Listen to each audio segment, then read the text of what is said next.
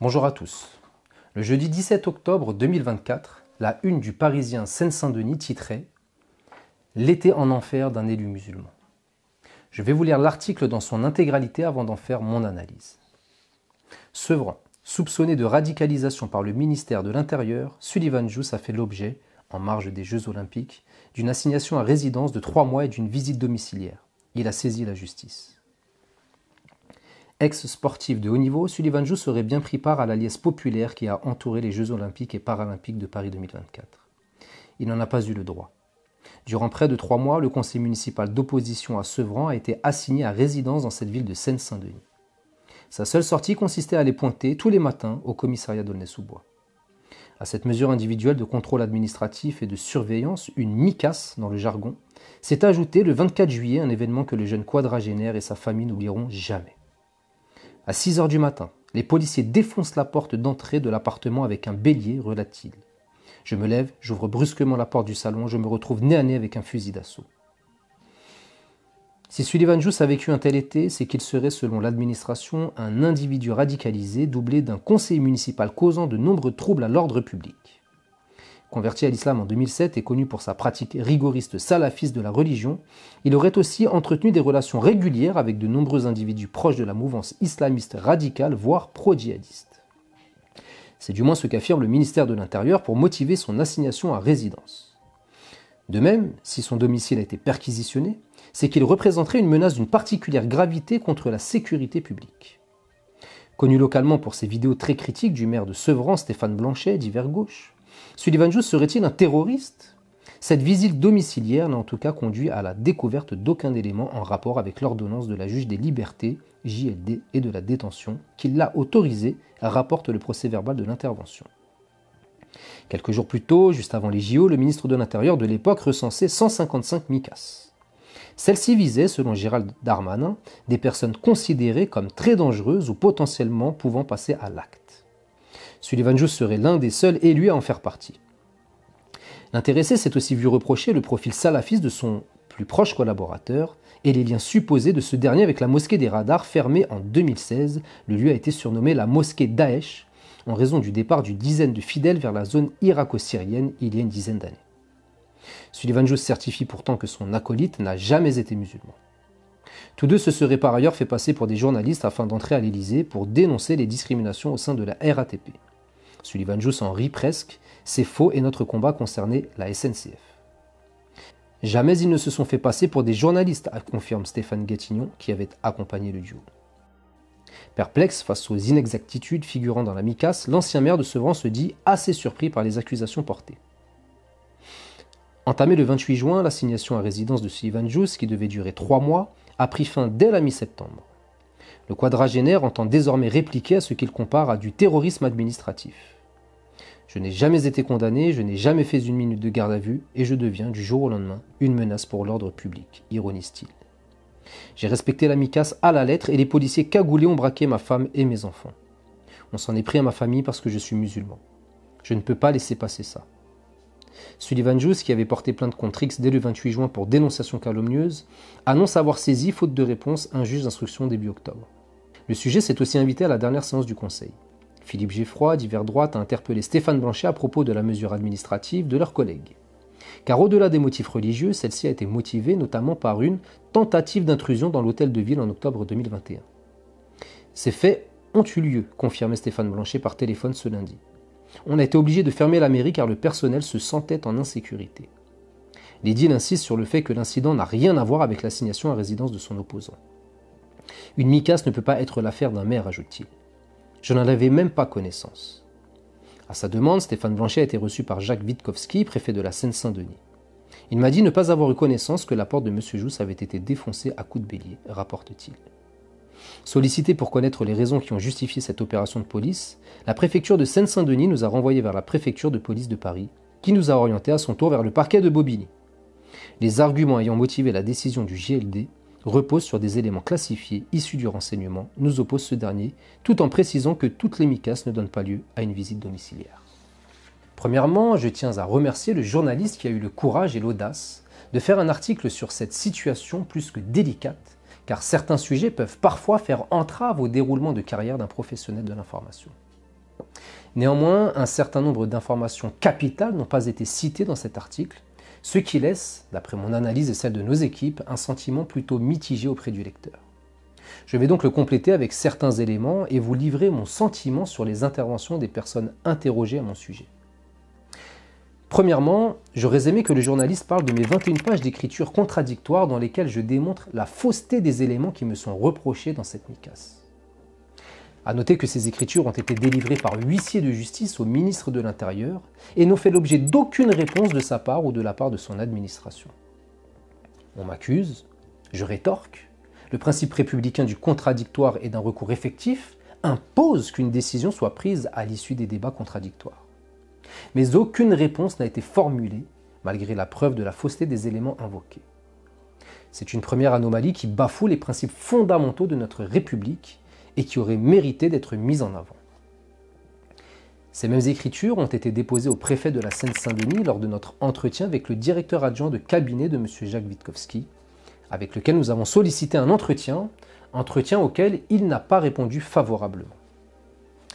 C'est donc pour cette raison que j'ai fait délivrer une sommation d'avoir à répondre au préfet de la Seine-Saint-Denis par un commissaire de justice assermenté par l'État. Cet acte, possible grâce à l'article 15 de la Déclaration des droits de l'homme et du citoyen, laissait un délai de réponse de 8 jours au préfet. Je vous ferai une vidéo spéciale à son sujet à propos de son comportement dans mon dossier très prochainement. Parmi les questions posées dans la sommation, il y avait notamment celle-ci. Quelles mesures avez-vous prises suite aux observations orales et écrites de M. Jousse concernant cette Micas, observations dans lesquelles il conteste les éléments ayant motivé sa rétention administrative?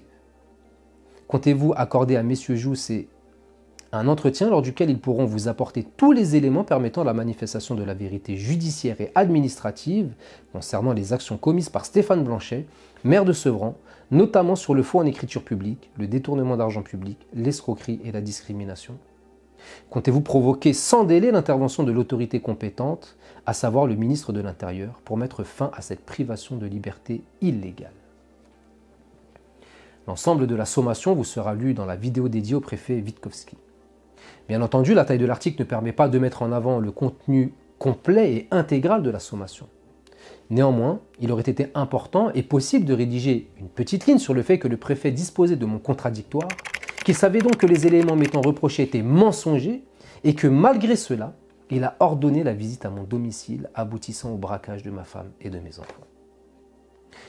Un autre élément capital qui aurait pu apparaître dans l'article, c'est une autre sommation délivrée cette fois-ci à une autorité judiciaire en la personne de Madame la procureure générale de Paris.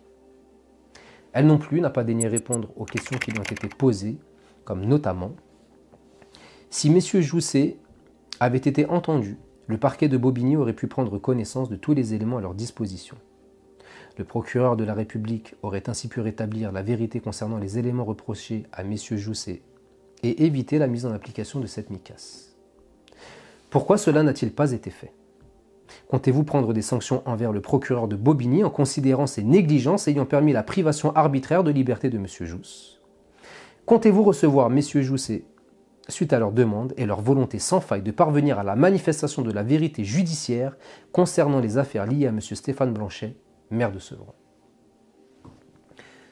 Les accusations portées à mon endroit sont trop graves pour rester dans un tel flou juridique et administratif. Soit tout cela est vrai, et l'État n'aura pas de difficulté à le prouver avec des éléments tangibles et factuels, auquel cas je n'ai rien à faire en liberté car je représente une menace pour mes concitoyens. Soit tout cela est faux, et je le prouve de mon côté, et les personnes ayant organisé toute cette violence doivent être poursuivies, et je dois être réparé dans le tort colossal qui m'a été causé.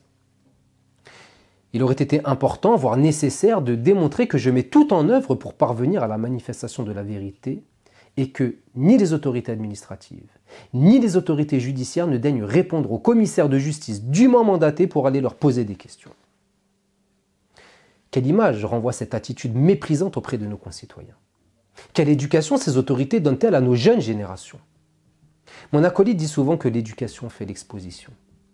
C'est donc l'image d'une république qui ne satisfait pas à ses obligations que ces personnes souhaitent exposer à nos jeunes. L'image d'un service public qui ne garantit plus la protection de nos droits fondamentaux sacralisés dans la Déclaration des droits de l'homme et du citoyen.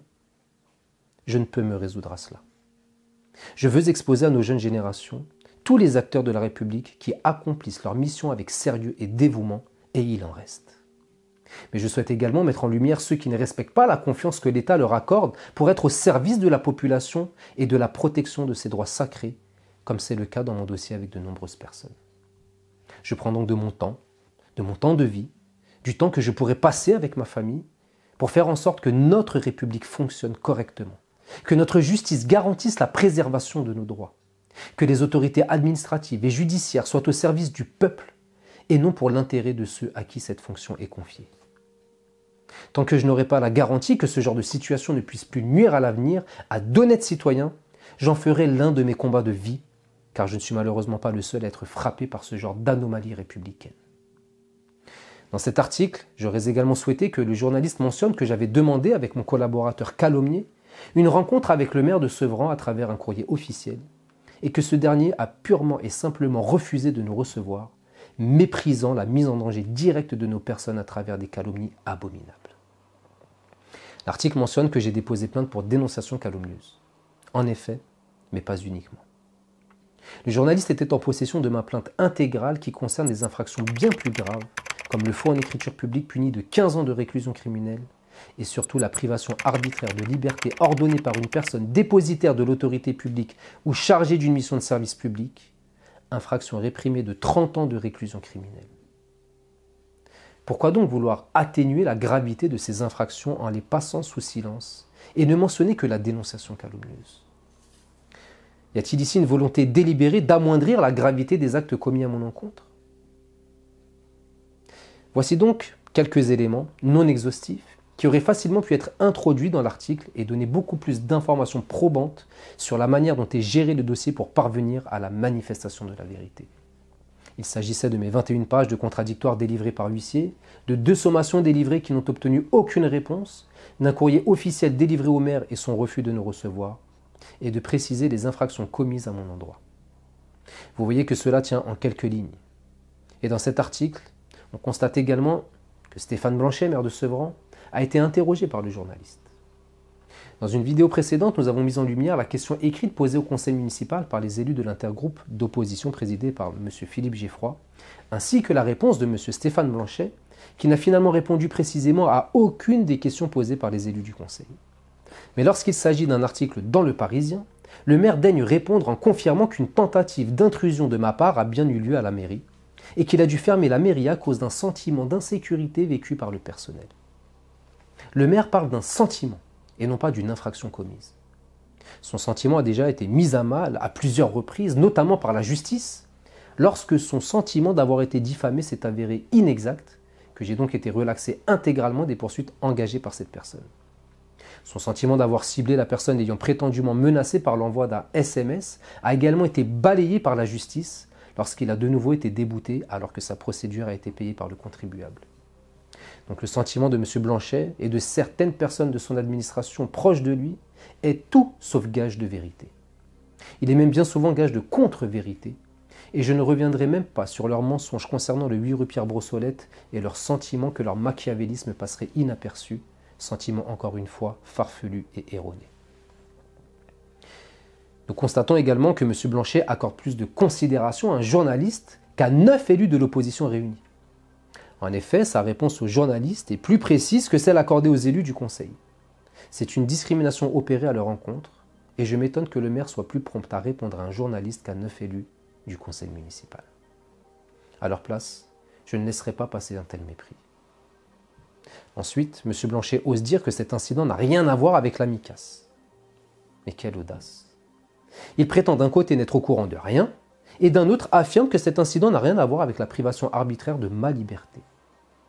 Il se moque définitivement du monde, ce M. Blanchet. Reprenons juste un paragraphe du document administratif officiel qui m'a été remis pour me signifier ma micas. Le 12 octobre 2021, l'intéressé et son acolyte ont tenté à nouveau de pénétrer dans l'enceinte de la mairie de Sevran, dont l'accès leur avait été refusé, pour s'expliquer avec le maire au sujet d'un article de presse qui mentionnait sa condamnation pour diffamation à l'encontre du maire, et ont proféré des menaces de mort à l'encontre d'un cadre de la mairie. Qu'à la suite de cette tentative d'intrusion, l'édile a dû fermer la mairie pendant 2 jours pour les empêcher de rentrer et a dû mobiliser les policiers municipaux pour la protection des locaux et des agents travaillant dans l'établissement. qu'au regard de l'ensemble de ces éléments, il existe des raisons sérieuses de penser que le comportement de M. Sullivan Jous constitue une menace d'une particulière gravité pour la sécurité et l'ordre public. Le journaliste était pourtant en possession de tous les documents. Il aurait pu aisément mettre en lumière que cet argument avancé par M. Stéphane Blanchet était une contre-vérité flagrante. Nous voyons bien à travers cet article toute la mauvaise foi du maire et au-delà, je dirais, son intention délibérée de me nuire. M. Blanchet dit ensuite que, reçu par le préfet Witkowski, celui-ci lui aurait indiqué ne pas savoir que ma porte avait été défoncée au bélier.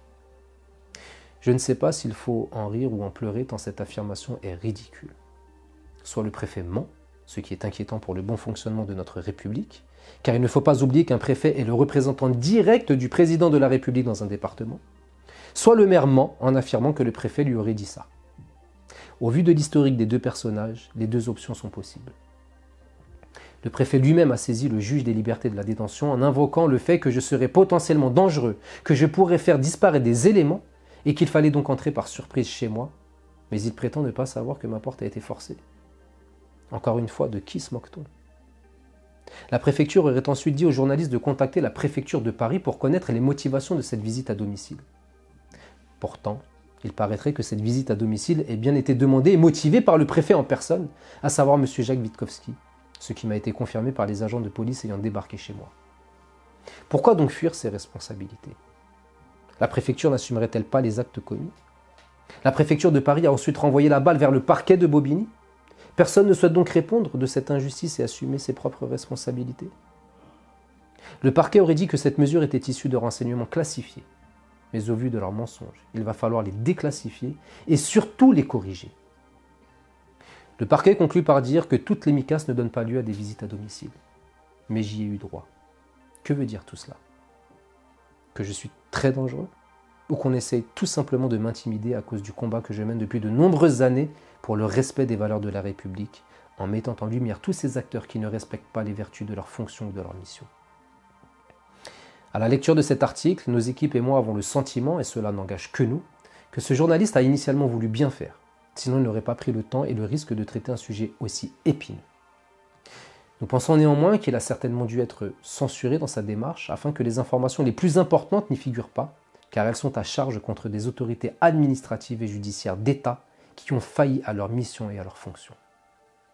Si tel n'est pas le cas, cela interrogerait sur la manière de traiter l'information et de laisser des zones floues là où il disposait pourtant de tous les éléments précis qui permettent la manifestation de certaines vérités. Il est à noter que c'est moi qui ai contacté ce journaliste pour la parution de cet article. Même si j'aurais aimé qu'il soit rédigé différemment, cela a permis de faire connaître ma situation à grande échelle, et ce n'est que le début. Je vous remercie une nouvelle fois pour tout votre soutien et vous dis à très bientôt.